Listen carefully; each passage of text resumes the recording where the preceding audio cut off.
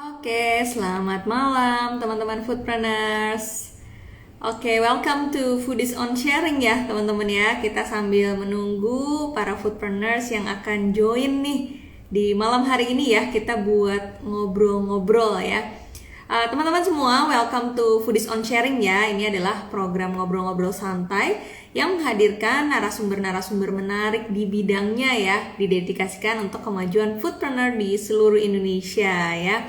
Selamat malam yang sudah join ya, silahkan kita menyapa-nyapa dulu ya sambil menunggu teman-teman foodpreneurs yang lainnya juga untuk join ya malam hari ini. Boleh teman-teman ditulis nih di komentarnya ya, di komen teman-teman dari kota mana, kemudian juga brandnya juga boleh ditulis ya, sekalian buat promosi ya. Alamat Instagramnya juga ditulis juga ya, biar kita bisa saling follow juga ya teman-teman ya. Selamat malam, ada Bella Prama, ada Gusel, ada Wahyuni, ada Mario, ada Fadila. Wah, banyak banget nih yang malam hari ini sudah akan join ya teman-teman. Kita hari ini akan ngobrol-ngobrol seperti biasa di sesi Foodies on Sharing ya. Jadi Foodies on Sharing ini adalah program ngobrol-ngobrol santai yang menghadirkan narasumber menarik di bidangnya. Hari ini secara spesial seorang yang expert ya, yang bisa ngejelasin tentang yang namanya tema kita hari ini nih. Dan teman-teman juga sering dengar, bagi yang pengen bisnis kulinernya naik kelas, nah teman-teman harus tahu tentang topik hari ini ya, tentang yang namanya HACCP ya. Nanti kita tanya-tanya aja sama expertnya langsung ya. Jadi selamat datang buat yang mungkin ini adalah pertama kalinya join di Foodies on Sharing ya. Teman-teman, jadi seperti biasa dalam satu minggu ini di Foodies tuh sering banget ada yang namanya Foodies on Sharing ya. Jadi kita memang mengundang para expert buat sharing nih ke teman-teman semua supaya ilmu teman-teman di dalam bisnis kuliner ini terus naik kelas ya. Jadi jangan sampai nggak ikutan ya. Boleh. Halo Mbak Wahyuni, ini acaranya beda ya sama yang di Zoom ya. Hari ini kalau di live IG temanya itu adalah tentang HACCP terkait dengan food safety ya. Kalau misalnya di Kopdar yang lagi ada di Zoom itu terkait kemitraan bisnis kuliner ya. Menjawab pertanyaannya Mbak Wahyuni nih ya. Oke, sebelum saya akan mengundang ya, memasukkan narasumber kita hari ini ya, sambil kita tunggu juga ya. Jadi buat teman-teman yang baru ikut, Foodies on Sharing ini adalah ngobrol-ngobrol dari foodies, ekosistem belajar bisnis kuliner dengan yang namanya para expert ya di bidang bisnis kuliner. Tujuannya supaya teman-teman wawasannya makin luas, bisnisnya juga terus naik kelas ya. Jadi sudah pasti di Foodies ini ya, the first F&B edutech di Indonesia. Jadi kalau belajar bisnis kuliner ya di Foodies ya, karena lengkap banget dan selalu up to date ya. Hari ini yang akan nemenin teman-teman adalah saya, Stephanie Kurniadi ya. Saya saat ini menjabat sebagai Chief Operating Officer di Foodies, dan saya akan mengawal teman-teman di Foodies on Sharing hari ini ya. Jadi nanti selama kita ngobrol-ngobrol dengan narasumber kita hari ini, teman-teman yang mau tanya ya, karena hari ini kita akan menghadirkan expert ya, praktisi ya, orang yang spesialis di bidangnya. Kita akan bahas tentang istilah HACCP. Kalau pernah dengar aja tapi nggak tahu penjelasannya apa, nanti kita akan tanya dengan expertnya langsung.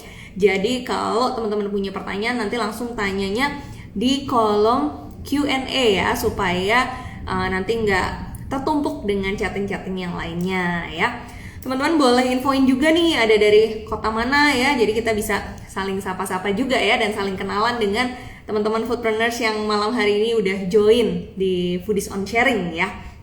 Nah, jangan lupa juga buat teman-teman ya, buat yang belum join channel Telegramnya Foodies ya, bisa nanti join di t.me/Foodies ID ya, karena nanti di sana bisa dapat update informasi bisnis kuliner setiap hari dan free ya. Buat yang belum pernah nonton YouTube channelnya Foodies, nah itu wajib juga di subscribe karena ada 600 lebih video ya. Bisa dipelajari materi-materinya dan bisa jadi bekal teman-teman nih biar bisnis kulinernya maju terus ya. Salam buat yang di Cirebon. Oke, sudah hadir, yang di Medan sudah hadir, yang di Lamongan. Wah, duh, seru banget ya teman-teman ya. Oke, kita sedang menunggu narasumber kita ya. Semoga sebentar lagi akan join.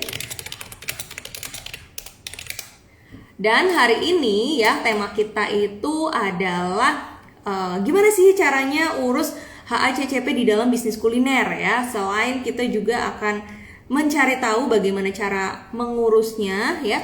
Nanti teman-teman juga bisa memahami sebenarnya HACCP ini apa, buat apa sih gitu ya di dalam bisnis kuliner, dan apakah ini syarat bisnis kuliner untuk naik kelas ya.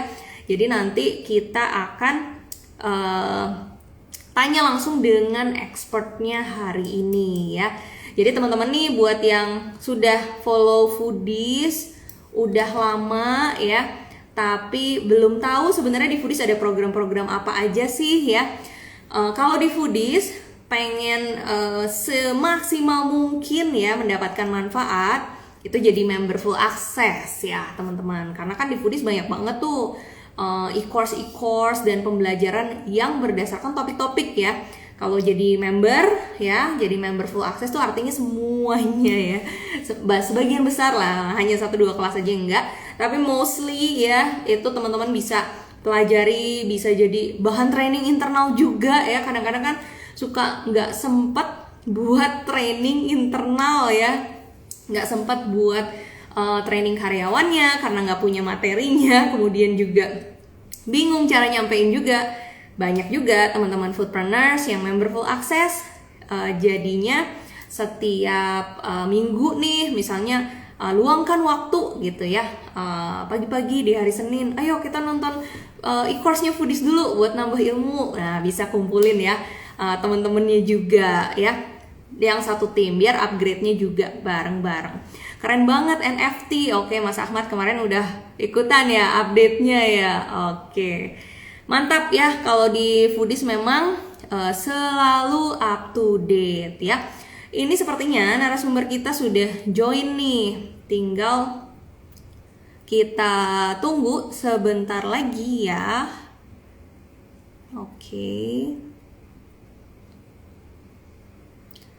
Oke, kita tunggu sebentar lagi. Ya, hari ini kita akan ditemenin oleh expert yang ahlinya dan yang emang punya kapasitas untuk ngomongin ya tentang food safety dan HACCP. Halo, selamat malam Mas Asep. Baik, selamat malam Mbak Asref, apa kabar? Kabar baik, sehat-sehat Mas? Ya, Alhamdulillah sehat. Iya. Terima kasih hari ini udah mau nemenin dan sharing-sharing juga ya di Foodies on Sharing di acara malam hari ini. Mas Asep, sekarang lagi ada di rumah atau lagi di kantor nih Mas? Di kantor masih. Oh lagi di kantor ya, oke. Oh ternyata udah Iya, work from office juga baru ya. trip juga barusan. Iya. Oke. Mungkin tidak perlu berlama-lama ya dari teman-teman foodpreneurs yang udah hadir juga di sini ya, pengen dengar dan kenalan langsung juga dengan Mas Asep, dan juga pengen dengar sharing tentang HACCP nih hari ini. Tapi mungkin sebelumnya saya mau minta Mas Asep juga untuk memperkenalkan diri dulu ke teman-teman foodpreneurs, profesinya selama bertahun-tahun, jangan-jangan berpuluh-puluh tahun ya Mas ya, itu seperti apa, dan sekarang kesibukannya apa aja nih Mas? Iya. Oke, baik. Terima kasih Mbak Asref. Baik, teman-teman rekan Foodies ya, izinkan saya untuk memperkenalkan diri. Jadi nama saya Asep Budi Mulyana. Jadi pada saat ini saya bekerja di Global Reliansi Internasional, sebuah perusahaan konsultan yang bergerak khususnya dalam bidang konsultasi untuk sistem manajemen mutu dan keamanan pangan ya, khususnya saat ini sebagai manajer operasional. Kemudian saya juga memiliki tugas sehari-hari sebagai lead auditor untuk sertifikasi HACCP. Kemudian juga sebagai konsultan untuk berbagai sertifikasi lain selain HACCP tentu saja, yang sudah di benchmark oleh GFSI, Global Food Safety Initiative. ya, antara lain British Retail Consortium Certification, kemudian konsultasi untuk Food Safety System Certification. Kemudian saya juga kebetulan sempat juga join ya atau dipercaya untuk turut serta sebagai teknis dalam berbagai macam proyek penyusunan regulasi, beberapa regulasi sih ya dengan Badan POM Republik Indonesia. Kemudian kalau basic pengalaman profesional saya sih sebelum saya gabung dengan GRI ini, saya lama berkecimpung sebagai manajer quality dan produksi di industri perikanan khususnya ya. Sama-sama kita ketahui perikanan ini salah satu industri yang istilahnya perishable, makanan yang mudah rusak. Sehingga ya sehari-harinya memang dari dulu saya kecimpungnya sama asap gitu ya Mbak Steph. Mungkin itu sekilas ya perkenalan dari saya. Iya, iya. Jadi Mas Asep saat ini juga berperan sebagai food safety dan quality auditor ya. Nah, jadi teman-teman foodpreneurs ini adalah orang yang expert banget, yang punya kapabilitas untuk menjawab kebingungan kita selama ini ya. Kalau Mas Asep biasanya kalau teman-teman foodpreneurs yang baru mulai bisnisnya, bener banget tuh pengen tahu cara-caranya ya supaya bisnisnya bisa berkembang besar, kemudian mematuhi standarisasi ya, standarisasi bahan baku biar bahan bakunya nggak cepat rusak juga ya. Nah, tapi sebelum masuk ke sharingnya ya, mungkin nanti Mas Asep kan akan sharing nih sebenarnya gimana sih cara mengurus HACCP ya. Tapi mungkin aku punya dua pertanyaan dulu. Yang pertama, sebenarnya ya kalau misalnya Mas Asep kan sekarang bekerja di GRI ya. Nah, sebenarnya Global Reliance International ini itu kalau membantu bisnis kuliner itu biasanya seperti apa sih Mas? Mungkin dari proses-proses yang selama ini dibantu nih untuk bisnis-bisnis kuliner. Baik, baik, terima kasih. Jadi ya kita juga kan punya misi ya, misi membantu terutama untuk rekan-rekan dari bisnis kuliner. Jadi program kita ada program training online free ya. Itu memang tidak sering sih sekarang, tidak seperti awal-awal COVID gitu ya. Karena kalau awal COVID kan kita banyak waktu, jadi hampir tiap hari, tiap minggu ada gitu ya free. Sekarang udah mulai sibuk, jadi paling seminggu sekali kita ada free online training. Jadi nanti rekan-rekan bisa lihat informasinya mungkin di Instagram GRI ya, kapan ada program free online training. Jadi kita di sana share berbagi istilahnya ilmu lah ya, sharing pengalaman sama-sama dengan teman-teman, terutama yang terkait ya tentu saja dengan keamanan pangan ya, berbagai isu ataupun berbagai standar yang ya memang batas apa ini sebentar cuma sejam gitu ya, tapi lumayan lah. Kemudian juga kita istilahnya bisa membantu rekan-rekan semua dalam konsultasi, baik yang istilahnya untuk pengajuan atau istilahnya desain awal ya, desain awal untuk penerapan good manufacturing practices misalkan di tempat usaha bisnis teman-teman, ataupun ya yang lebih lanjutnya ke persiapan sertifikasi HACCP, ataupun setidaknya untuk pengajuan izin edar dari BPOM ya. Karena untuk dapat izin edar dari BPOM ya salah satunya kita harus mengimplementasikan HACCP ini. Walaupun tidak wajib sertifikasi, tapi sistem HACCP-nya itu harus kita implementasikan seperti itu barangkali. Iya, iya. Jadi teman-teman foodpreneurs kadang-kadang kan misalnya kalau kita BPOM ya atau HACCP tadi atau halal juga ya Mas ya, itu juga bisa dibantu supaya bisnis kulinernya memang memenuhi standar-standar ya, supaya pengurusan izin dan sertifikasinya juga bisa memenuhi syarat ya. Oke, nah sebelum masuk saya juga pengen mungkin minta Mas Asep juga sharing nih sebenarnya ke teman-teman semua. HACCP atau HACCP itu sebenarnya apa sih Mas, dan biasanya dibutuhkannya itu pada saat apa nih kalau bisnis kuliner atau tipe-tipe bisnis kuliner tertentu? Silakan Mas. Ya. Baik, kalau yang dimaksud dengan HACCP sendiri itu merupakan sebuah sistem ya, sistem yang bagaimana, yaitu sistem pendekatan yang cukup sistematis, karena memang ini sudah diakui dari tahun 60-an gitu ya di seluruh dunia, termasuk dari WHO, FAO gitu ya. untuk melakukan identifikasi bahaya-bahaya yang mungkin terjadi pada saat kita melakukan proses penanganan bahan pangan gitu ya. Jadi kemudian setelah kita tahu tuh bahayanya apa, kemudian kita juga diarahkan di HACCP ini bagaimana untuk mengevaluasi dan yang lebih penting lagi kan mengendalikan ya, mengendalikan bahaya-bahaya yang mungkin bisa membahayakan konsumen produk kita pada saat nanti mereka mengkonsumsi pangan ini ya. Kenapa kemudian HACCP ini dikembangkan oleh para ahli di awalnya? Karena dulu itu sistem dari industri pangan secara umum itu yang disebut dengan end product inspection. Jadi memeriksa produk jadinya gitu ya. Padahal bahaya itu bisa timbul dari mulai bahan baku tadi yang dibilang oleh Mbak Steph gitu. Kenapa? Karena kalau bahan bakunya sendiri tidak kita kontrol, kemudian udah jelek, apapun yang kita lakukan itu ya tetap aja jelek gitu ya. Mungkin bakterinya mati dengan proses pemanasan, tapi mutunya gimana, rasanya gimana, tampilannya gimana gitu kan. Itu sebabnya kemudian para ahli mengembangkan yang namanya HACCP ini. Nah, kemudian terkait jenis bisnis kuliner apa sih yang dibutuhkan atau membutuhkan HACCP ini?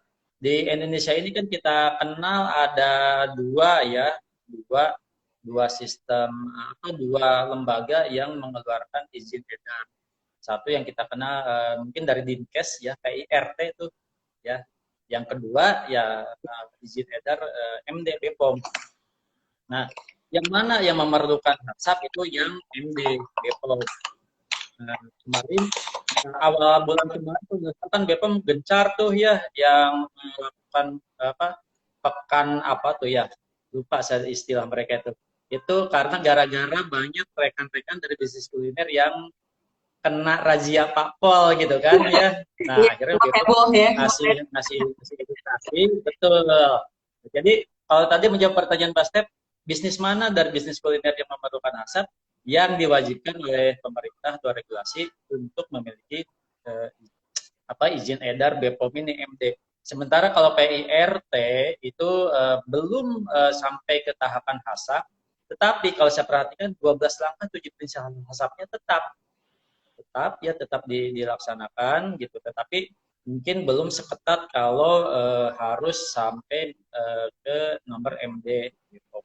Jadi balik lagi menjawab pertanyaan tadi, mana yang memerlukan HACCP ya tadi semua industri bisnis kuliner yang istilahnya sudah terkena wajib nomor MD BPOM. Itu barangkali. Iya. Iya, karena sebenarnya dengan kita berbisnis kuliner itu merupakan komitmen kita ya Mas ya, dan teman-teman foodpreneurs ya. Sebenarnya kita pengen semua proses bisnis kita ya, kita memang semaksimal mungkin ya menjaga keamanannya supaya memang keamanan itu bisa terdeliver ke customer kita ya. Jadi apapun model bisnisnya teman-teman, kemudian dimanapun fase bisnisnya ya, yang namanya semaksimal mungkin menjaga keamanan produk kita, kayaknya itu memang menjadi kewajiban dan komitmen ya dari kita yang mengelola bisnis kuliner. Saya jadi nostalgia Mas, soalnya waktu dulu saya di manajemen berapa ya, mungkin 3-4 tahun yang lalu bareng GRI juga ya, dibantu sama Mas Syamsul juga ngeberesin tuh HACCP-nya bisnis kuliner kita ya. Jadi kayaknya saya juga jadi nostalgia ya, ngebentuk tim internal juga, tapi itu seru banget sih. Dan memang itu menjadi komitmen ya, karena kita kalau mau bisnis kita berkembang ya, kita harus komitmen memastikan proses internal kita baik ya. Nah, buat teman-teman sekarang kan juga lagi banyak yang jualannya juga di e-commerce ya. Sebenarnya kalau yang untuk MD BPOM itu khususnya yang dalam kemasan ya Mas ya, kalau nggak salah ya. Ya, kemarin kan persyaratan yang dari MD BPOM itu yang pertama dilihat dulu tuh dapurnya ini masih gabung nggak, katanya sama rumah. Kalau udah pisah itu udah wajib MD. Yang kedua masa simpan, hebat dari 1 minggu udah wajib nomor MD. Ya, nah seperti itu. Ya, tapi di luar yang demikian tadi saya setuju Pak Steph sampaikan bahwa bagaimanapun juga komitmen kita ya terhadap produk atau pangan olahan yang kita hasilkan yang akan dikonsumsi oleh konsumen kita. Yang kedua selain itu menjadi tanggung jawab kita ya, otomatis bayangkan saja kalau misalkan ya ini amit-amit ya Mbak Steph, jangan sampai terjadi di kita gitu atau di rekan-rekan, kalau sampai yang kita jual, produk kita jual itu menyebabkan foodborne illness istilahnya atau sakit, apalagi sampai istilahnya apa ya, kasus lah ya, kasus breakdown gitu ya, kasus sakit massal akibat mengkonsumsi produk pangan yang ya sekali lagi ada yang kita hasilkan. Itu ya jangan kan berharap bisnis berkembang kan, yang ada susah, yang ada mungkin malah dicari oleh BPOM, dicari oleh Dinkes, dicari oleh aparat berwajib. Nah itu ya amit sekali lagi, tetapi ya salah satu upayanya berarti kita harus istilahnya mau atau bersedia mencari atau menambah wawasan terkait bagaimana kita mengelola bisnis kuliner ini secara aman. Iya, betul banget. Dan sebenarnya kalau dari pengalaman saya pribadi, memiliki keinginan gitu ya, misalnya sesuai topik hari ini kita pengen mengurus hasap, itu juga dari pengalaman saya merasanya membantu tim kita juga ya, membantu karyawan kita. Kadang-kadang mereka karena standarisasinya mungkin masih belum baik ya, kita dari pemilik atau dari perusahaan belum memberikan arahan gitu, akhirnya mereka juga nggak tahu ya mana yang seharusnya dilakukan atau tidak dilakukan ya. Dengan melakukan proses ini sebenarnya membantu juga sih tim kita ya. Nah langsung aja nih Mas Asep, mungkin boleh silahkan di-share sebenarnya kalau kita pengen mengurus hasap ini di dalam bisnis kuliner ini, sebenarnya langkah-langkah atau cara-caranya seperti apa sih? Baik, mungkin untuk bagaimana cara kita sehingga bisnis kuliner kita bisa mengimplementasikan sistem HACCP atau Hazard Analysis Critical Control Point ini, yang pertama tentu saja komitmen dulu, Mbak Steph, komitmen dari kita sebagai pemilik ya atau sebagai pemegang modal itu dulu gitu ya. Kenapa? Ya kita nggak mengingkari, nggak memungkiri bahwa ujung-ujungnya mungkin ada duit yang harus kita keluarkan gitu kan, dalam artian ya nanti minimal kan ngeprint segala macam butuh uang tuh ya, daftar ke sana ke sini juga butuh uang, sehingga pertama itu harus komitmen dulu, komit dulu tuh bahwa memang kita betul-betul serius akan menerapkan yang namanya sistem HACCP ini gitu ya di bisnis kuliner kita. Yang kedua, setelah kita komit ya sebagai owner, sebagai atau ya modal gitu.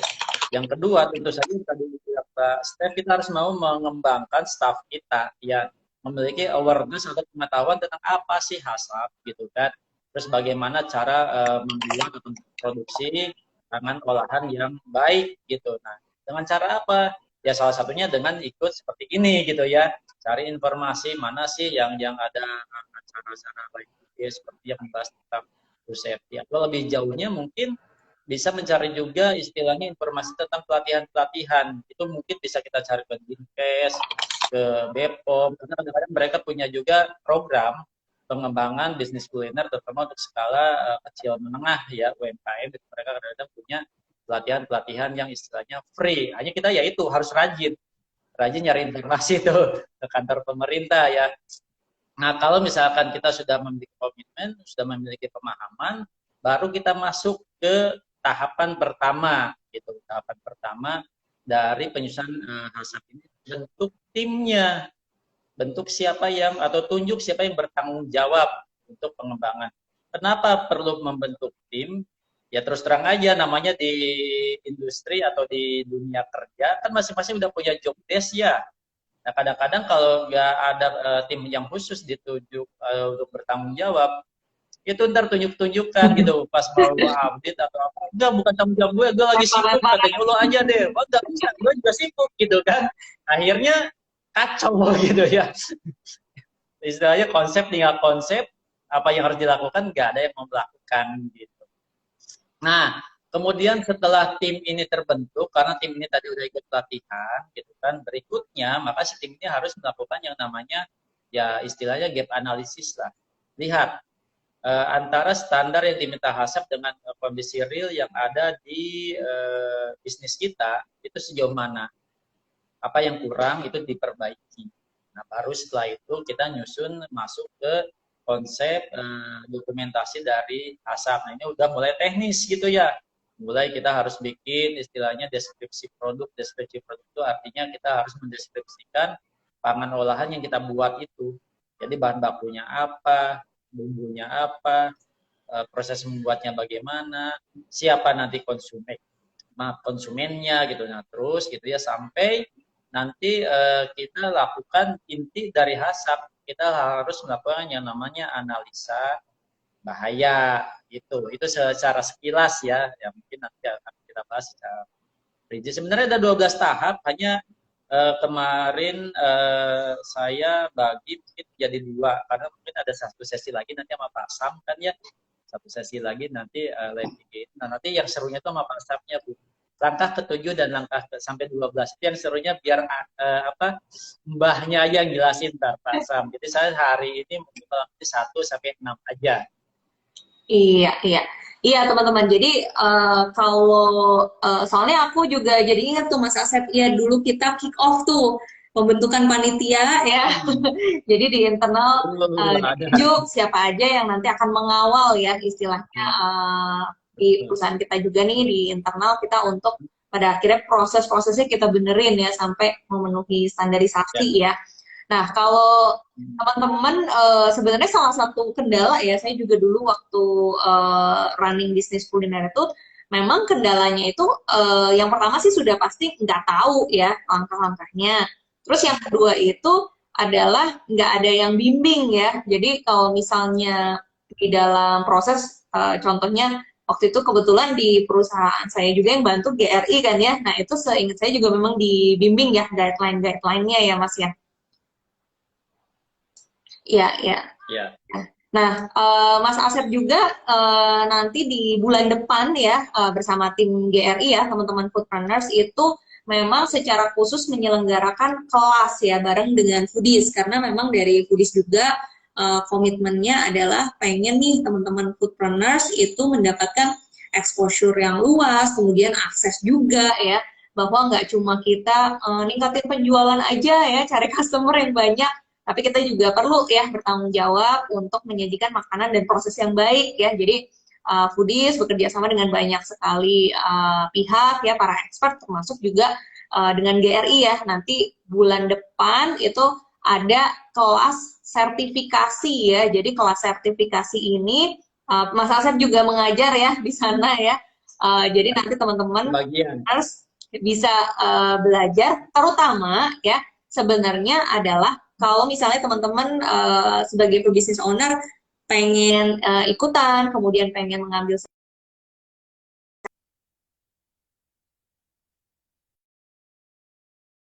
tapi juga kalau yang sudah punya tim atau misalnya punya manajer operasional atau manajer pabrik ya, kadang-kadang banyak juga teman-teman foodrunners yang bisnisnya itu udah pabrik tapi mungkin juga masih kecil-kecilan ya, mungkin kan sekarang banyak banget tren berbisnis kuliner yang di e-commerce ya, biasanya teman-teman produksi, kemudian kemas dan lain-lain. Nah ini kesempatan yang berharga banget buat mengirim timnya buat disertifikasi ya sama GRI biar benar-benar jadi expert juga ya. Nah itu yang dipelajari mungkin nanti dari Mas Asep bisa nambahin juga ya.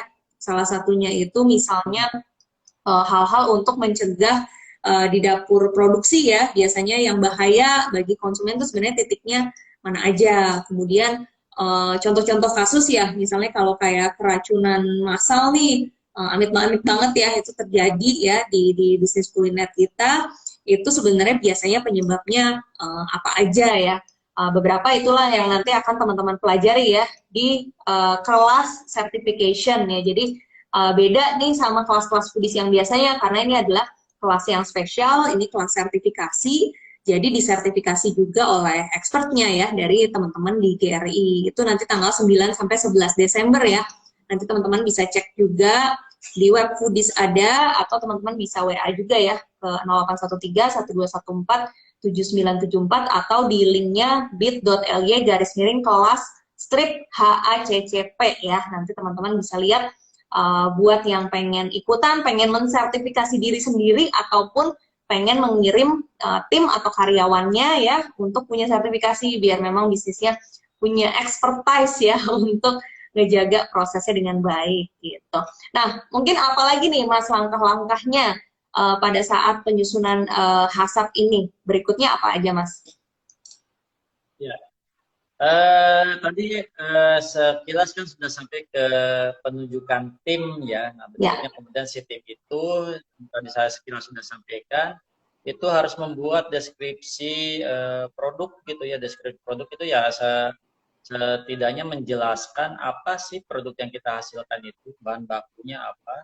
Kemudian kalau pakai bumbunya apa gitu ya. Emang nggak persen segala itu kan rahasia dapur ya, tapi disebutkan saja jenisnya di situ. Intinya sih deskripsi produk ini memberikan gambaran. Jadi kalau ada calon konsumen gitu ya, atau calon rekanan bisnis yang ingin tahu secara sekilas kita lagi bikin apa sih gitu. Dia bisa tahu dengan cuma membaca informasi yang sudah kita buat di deskripsi produk ini. Jadi deskripsi produk ini merupakan informasi awal istilahnya untuk memperkenalkan produk kita. Istilahnya nama finish atau nama produk akhirnya apa, dikemasnya bagaimana, disimpannya harus bagaimana, kemudian distribusikannya harus bagaimana, siapa yang boleh mengkonsumsinya, masyarakat umumkah atau dikhususkan buat balita, dikhususkan buat orang tua, misalkan seperti itu. Nah, jadi dari deskripsi produk ini, kalaupun kita punya rekanan, itu rekanan kita misalkan kita katakanlah membuat produk bakso frozen gitu ya, bakso ikan misalkan. Sehingga kalau kita punya rekanan distributor apa, dengan dikasih deskripsi produk dia udah tahu tuh, oh berarti ini harus disimpan di freezer dengan suhu sekian. Kalau dikirim ke mana ke konsumen, misalnya tadi e-commerce itu, berarti persyaratan pengirimannya harus bagaimana. Jadi dengan membaca sedikit aja dari deskripsi produk, itu insya Allah kesalahan penanganan pada saat penyimpanan ataupun distribusi dan penanganan nanti oleh konsumen itu bisa kita eliminasi gitu ya, bisa kita kurangin. Kenapa? Karena kadang-kadang yang tadi itu tuh kasus-kasus keracunan makanan itu sebenarnya bukan kesalahan dari si kita sebagai pelaku bisnis kuliner. Kadang-kadang terjadinya itu pada saat fase distribusi.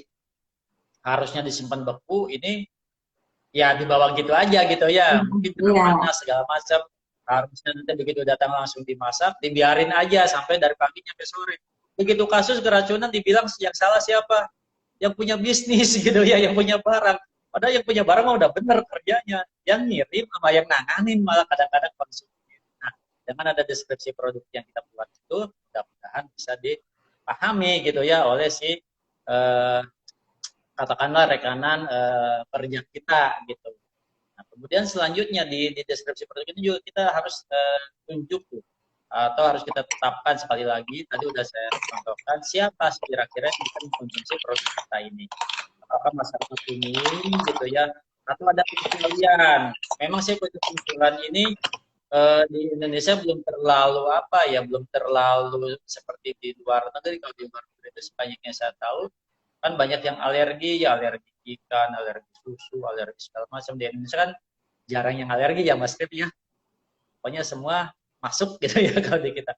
Nah mungkin informasi ini secara prakteknya mungkin belum belum terlalu ini, tapi secara regulasi seperti tadi itu di BPOM diatur masalah tentang alergen segala macam ya, nanti di training akan dijelaskan apa itu alergen, berapa banyak alergen, sehingga istilahnya kita sebagai pelaku bisnis aware juga, terutama kalau misalkan produk kita juga ada sasarannya ke katakanlah orang asing ya, karena orang asing itu ya agak rentan tuh dibandingkan sama orang kita untuk masalah alergi. Nah itu juga dijelaskan di deskripsi produk. Itu dulu coba Mbak Step, mungkin Iya. ada yang ingin ditambahkan.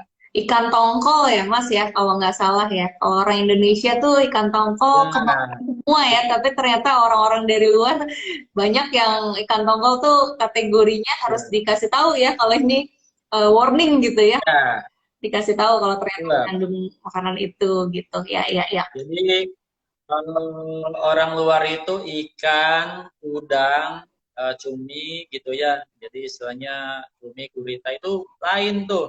Ada kalau kita kan kalau udah alergi satu alergi semua ya. Kalau orang di sana itu enggak, ada yang alergi ikan tapi udang enggak, ada yang alergi udang, ikan enggak gitu.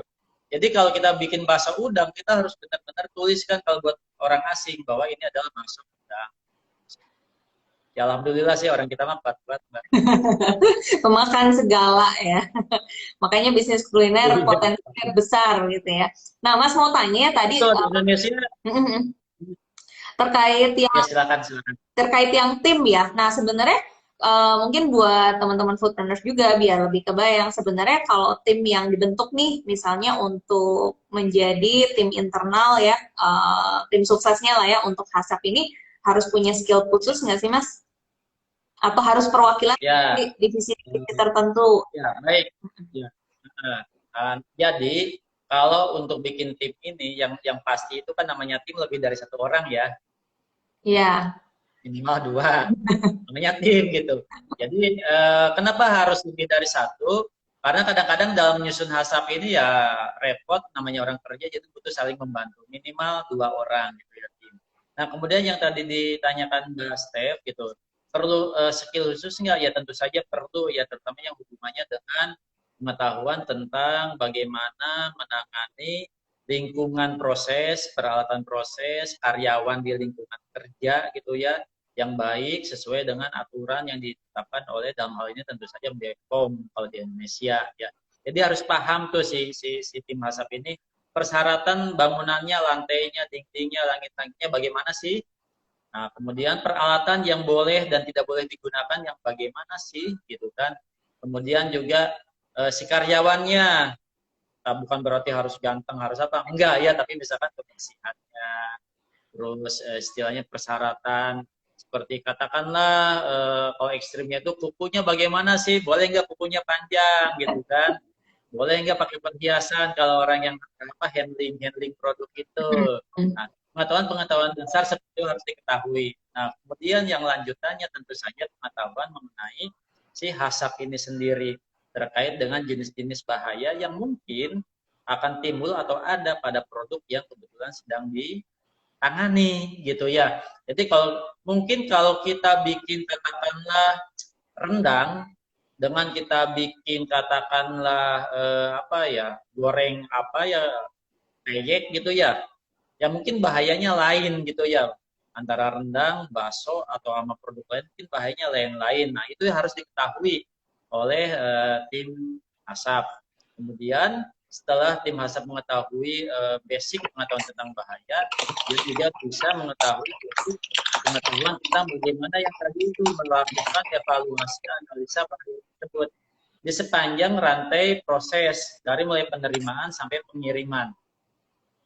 Kenapa sampai pengiriman? Karena biasanya udah pengiriman itu udah putus, itu urusannya orang distributor, walaupun tetap istilahnya kita ngasih yang tadi itu ya awareness ya, distributor bagaimana mendistribusikan produk kita. Kemudian pengetahuan berikutnya yang harus diketahui oleh seorang tim masak adalah tentu saja kan kita udah punya sistem nih yang tadi monitor evaluasi ya, analisa penanganan bahaya kan harus dimonitor ya, harus diawasi tuh bahwa sistem, prosedur, SOP, instruksi kerja, aturan, standar yang kita tetapkan, standar pemasakan, standar pembekuan itu harus diikuti, harus dipatuhi. Bagaimana cara melakukan pengawasannya itu pun harus diketahui itu oleh tim asap. Nah, materi-materi seperti tadi yang tadi sudah disampaikan oleh Mas Step juga ya insya Allah yang akan kita bahas secara lebih mendalam di training 3 hari ya kalau nggak salah.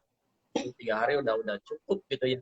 Nah, nanti juga insya Allah juga kita dari tim GRI akan istilahnya memberikan sedikit contoh dokumen ya, contoh cara menyusun 12 langkah 7 prinsip asap itu, sehingga diharapkan begitu selesai training teman-teman dari bisnis kuliner udah bisa menyusun asap gitu ya, walaupun dalam bentuk atau versi yang masih awal atau masih sederhana, tetapi udah memenuhi persyaratan minimal. Kalau diperiksa oleh Badan POM atau oleh Dinkes itu sudah bisa disetujui oleh mereka bahwa manual atau ya manual hasap yang disusun rekan-rekan bisnis kuliner ini sudah cukup memadai. Seperti itu. Iya, iya. Kayaknya 3 hari memang itu padat sih Mas ya. Jadi harus menyiapkan juga ya Sebenarnya energinya. training hasap ini 5 hari sebenarnya ya idealnya. Udah dikemas. Iya, tapi ya? kalau 5 hari kan ntar tambah mahal ya. Ya udahlah 3 hari, tapi insya Allah insya Allah lengkap, tetap lengkap ya, Iya, iya. insya Allah tetap lengkap. Ya, jadi nanti teman-teman foodpreneurs juga memang bisa belajar ya sama Mas Asep dan tim GRI juga kayak hal-hal yang karena kan kalau di bisnis kuliner di Indonesia ya latar belakang dari mereka yang terjun berbisnis kuliner memang kan beragam banget ya Mas Asep, nggak ada pelatihannya Betul, betul. juga gitu ya. Kadang-kadang memang pengetahuan-pengetahuan terkait hal ini tuh baru dipelajari setelah berbisnis gitu ya. Nah, jadi teman-teman buat yang memang sebelumnya nggak pernah secara proper, secara terstruktur ya mempelajari kayak pentingnya food safety ya dari pas beli bahan baku, terus proses menerima yang tadi Mas Asep bilang kan. Jadi kadang-kadang wah kalau kitanya juga kecolongan gitu ya, ternyata treatment nggak bagusnya tuh dari vendor, tapi kitanya kecolongan pada saat menerima barang bahan baku karena kita nggak punya tata caranya atau SOP-nya ya, akhirnya kita yang bisa terkena masalah juga ya. Jadi teman-teman juga bisa belajar Betul. terkait standarisasi itu ya, menyimpan, memproses bahan baku.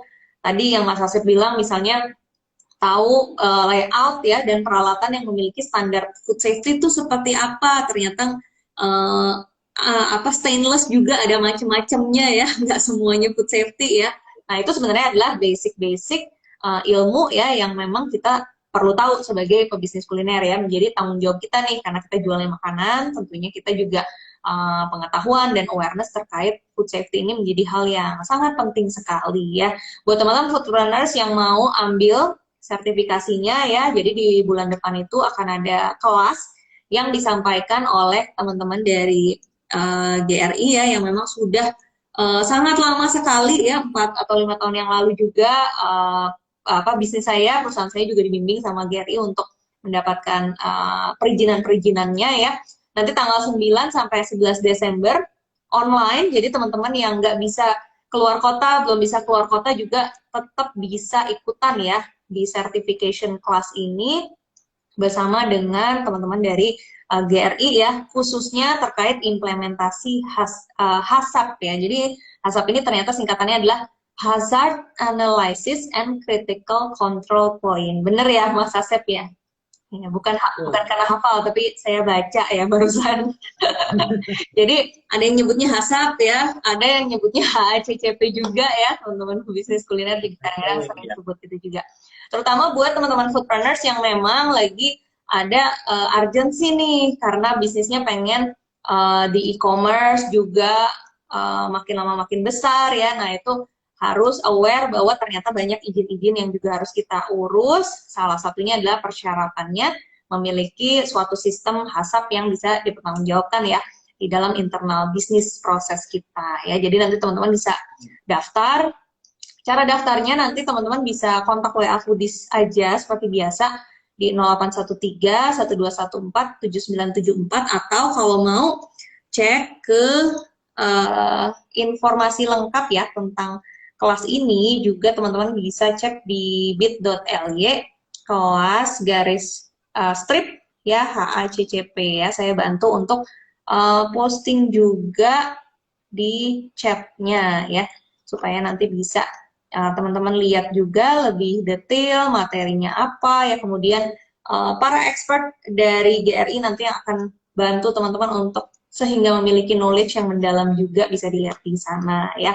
Oke, mungkin last but not least nih Mas Asep, tadi ada pertanyaan juga yang masuk ya. Sebenarnya kalau secara internal nih kita mempersiapkan internal kita memiliki standar HACCP ini biasanya butuh waktu berapa lama sih? Atau tergantung dari timnya tadi gitu atau seperti apa sih Mas biasanya kalau case-case-nya yang terjadi? Ya. Baik, kalau case per case-nya itu biasanya yang pertama itu dalam implementasi HACCP itu adalah kalau fasilitas bangunan peralatan tadi belum memenuhi persyaratan itu yang lama biasanya. Ya, Karena ya. itu yang akan memerlukan biaya yang paling besar. Katakanlah ke lantainya belum standar, dindingnya belum standar, plafonnya belum standar. Nah, itu biasanya yang paling lama. Sementara kalau itu udah ready ya, udah ready sepanjang pengalaman kami. Kemarin juga kita ada bantu di daerah Sidoarjo ya, salah satu perusahaan pernah dengar koran Ya, nah itu kita bantu itu kalau cuma dokumentasinya aja itu nggak sampai 3 bulan itu udah ready karena kan dokumentasi kan tergantung internal ya, tergantung timnya tadi itu. Cuma bukan cuma seperti menyusun manual, menyusun prosedur, menyusun atau membuat rekor itu kan terserah kita ya. Mau banyak mau sedikit tergantung besar kecilnya bisnis kuliner yang udah kita punya. Tentu saja makin besar ya makin lama sampai 3 bulan. Tetapi kalau misalkan masih skala yang tadi bilang Mbak Steph itu masih awalan, mungkin kalau fasilitas bangunan peralatannya udah ready, udah siap, kalau cuma dokumentasi sih nggak sampai 1 bulan udah ready. Ya, Nah biasanya untuk kalau kita maju ke BPOM, maksudnya kita mengajukan perizinan ke BPOM, itu BPOM akan meminta setidaknya 3 bulan implementasi itu, 2 atau 3 bulan implementasi untuk membuktikan bahwa sistem HACCP yang kita miliki betul sudah kita laksanakan secara konsisten. Jadi rekodnya tuh rekaman catatan suhu, catatan penerimaan, catatan pengiriman, catatan penyimpanan ya kalau perlu kita memang ada penyimpanan frozen atau chill gitu ya atau dingin itu ya setidaknya 2-3 bulan gitu untuk implementasi. Tapi kan kalau itu sampai maju pendaftaran ya Mbak Steph pengalaman kan kalau daftar itu kan tidak langsung hari ini daftar besok datang auditornya kan bisa 1 bulan ya. kemudian baru datang auditornya kan. Artinya kita juga masuk nomor antrian kan di BPOM atau di Dinkesnya seperti itu. Jadi kalau kita udah ready daftar ya Iya, mungkin iya, iya. sambil nunggu Jadi audit itu kita udah sampai implementasi. agak ya, jadi sebenarnya uh, dan juga sebenarnya si sertifikasi ini ya itu nggak cuma untuk pemilik bisnis kuliner ya, tapi misalnya teman-teman berkarir ya di industri kuliner, kalau teman-teman berkarir sebagai profesional dan punya sertifikasi ini ya, ikutan kelas sertifikasi ini pasti nilai jualnya teman-teman pada saat apply ya ke perusahaan kemudian knowledge dan skillnya itu juga akan sangat dicari-cari banget karena zaman sekarang yang tadi saya cerita ya banyak banget pebisnis kuliner yang sudah masuknya ke jenis-jenis atau model bisnisnya yang banyak di e-commerce dan semuanya rata-rata itu membutuhkan perizinan dan persiapan utamanya yang tadi Mas Asep cerita tuh ya persyaratan bangunan ya persyaratan dokumen semuanya pasti memang harus dikerjain oleh tim yang tahu ilmunya ya detail-detailnya ya. Oke teman-teman, jangan sampai lewatin nih kan udah mau akhir tahun nih. Jadi kita beresin PR kita tahun ini, komitmen pengen bisnis kuliner ini punya standarisasi yang baik ya, karena memang kita pengen berbisnisnya jangka panjang. Jadi teman-teman nanti bisa daftar aja ya di kelas sertifikasi ya terkait standarisasi HACCP ini nanti akan diselenggarakannya di bulan depan. Linknya juga udah saya pin, nanti teman-teman bisa kunjungi ya. Jadi kalau saya simpulkan ya Mas Asep sebenarnya karena ini pengalaman pribadi juga dulu kalau sebenarnya yang ngebedain belajar juga ya di ilmu-ilmu bisnis itu sebenarnya yang akan ngebedain kita sebagai self-employed yang akan terus-terusan tiap kita bisa membangun sistem di dalam bisnis kita itu ya salah satunya adalah ini ya karena kalau kita pengen bisnis kuliner kita besar, salah satu sistem yang harus kita bangun adalah untuk make sure nanti kalau kita sudah nggak ada di dalam bisnisnya, perusahaannya tetap running dengan baik, punya standarisasi yang juga bisa dipertanggungjawabkan ya, Mas Asep ya.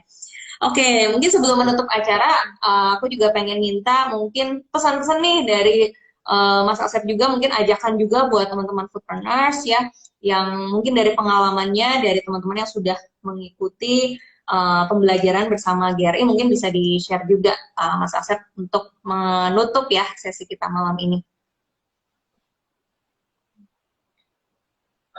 Baik, terima kasih Mbak Steph. Jadi ya seperti yang sudah kita bahas lebih kurang dari 1 jam ini ya bahwa yang namanya sistem HACCP ini sangat penting untuk kita ketahui, untuk kita kuasai, terutama apabila teman-teman bisnis kuliner itu memang memiliki niat untuk istilahnya melakukan ekspansi ataupun membesarkan bisnisnya. Karena tak bisa kita pungkiri ya bahwa dengan era keterbukaan informasi ini pengetahuan konsumen tentang yang namanya food safety makin luas gitu ya, makin terbuka. Sehingga juga kalau dulu mungkin kita makan ada rambut masih cuek gitu ya, makan nih nasi uduk, ada lembut ditarik aja udah buang gitu ya.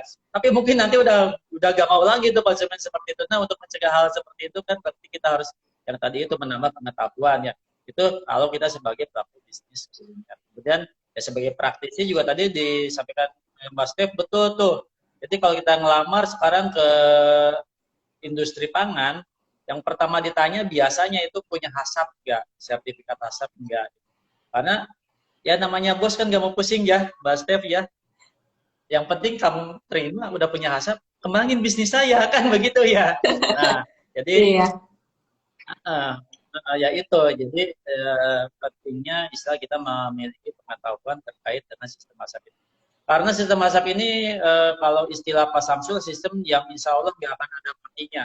Dari mulai disusun, kami pun terus terang, Mbak Steph, saya pribadi pada saat pertama gabung join GRI, itu Pak Samsul bilang, siapkan materi makalah tentang HACCP. Saya nggak percaya, karena saya bilang HACCP udah dari tahun 60, nggak mungkin orang pakai lagi, gitu kan. Ternyata sampai sekarang masih ada aja permintaan, gitu. Dan setiap kami melakukan istilahnya sesi training, ada aja peminat, gitu.